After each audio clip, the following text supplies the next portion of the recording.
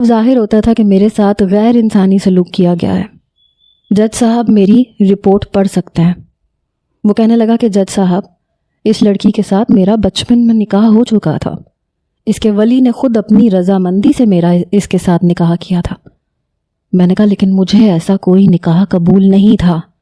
اگر ولی بچپن میں اپنی مرضی سے نکاح کر بھی دے اور بالغ ہو کر وہ لڑکی اس نکاح سے انکار کرتے تو انکار کی صورت میں نکاح نہیں رہتا ہے۔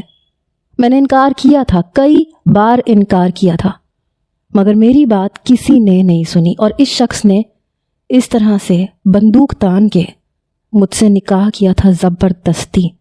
میں دل سے اس بات کے لیے راضی نہیں تھی اور پھر اس نے زبردستی میرے ساتھ رشتہ قائم کیا، اور وہ بھی انتہائی غیر اخلاقی طریقے سے۔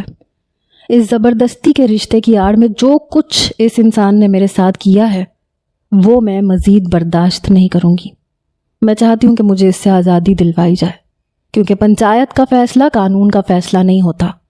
قانون کے مطابق یہ میرا کچھ نہیں لگتا۔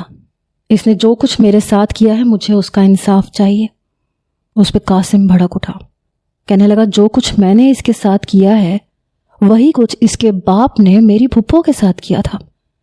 یہ سن کے میں نے کہا تو اسے چاہیے تھا کہ یہ اس وقت ان پہ کیس کرتا، میرے باپ کو سزا دلواتا اور اپنا بدلہ پورا کر لیتا۔ میرے باپ نے کیا سوچ کے بچپن میں میرا نکاح اس جانور سے کروایا، وہ بھی اس وقت جب میں بالکل اس رشتے کو سمجھنے کے قابل ہی نہیں تھی، بلکہ میں کچھ بھی سمجھنے کے قابل نہیں تھی، میں صرف چند ماہ کی تھی۔ میرے والد کو بھی گرفتار کر لیا گیا۔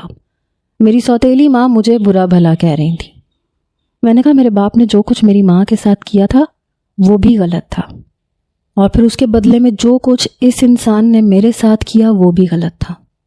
جب میرے باپ نے کبھی مجھے شفقت ہی نہیں دی، ہمیشہ مجھ سے نفرت کی، تو پھر میں کیوں اسے بخش دوں؟ وہ ہوتا کون تھا میرا نکاح